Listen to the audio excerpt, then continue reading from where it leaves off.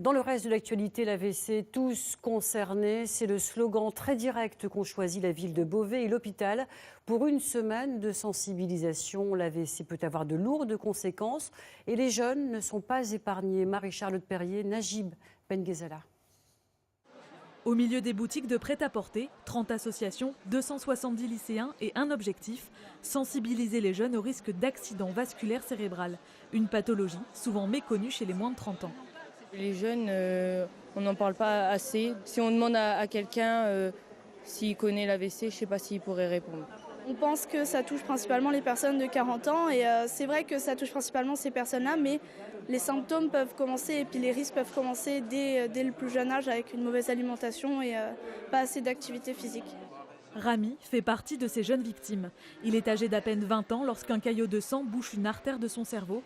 Du jour au lendemain, il perd l'usage de la moitié de son corps et doit même réapprendre à parler. Lundi, mardi, mercredi, mercredi.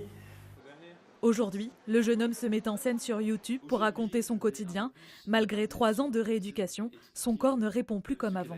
J'ai toujours un peu d'aphasie. J'ai du mal à parler, à exprimer ce que je veux dire. Tout ce qui concerne le bras, c'est pas encore ça.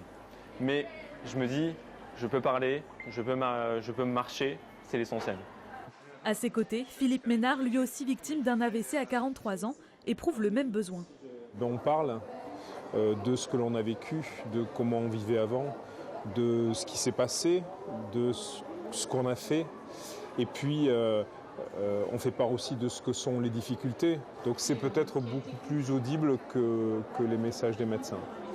Paralysie, maux de tête, troubles du langage, les adolescents apprennent à reconnaître les symptômes de l'AVC, mais aussi à éviter certains comportements qui favorisent les risques d'accident. Chez les jeunes femmes, l'association entre tabac et pilule va être très fortement ciblée en fait.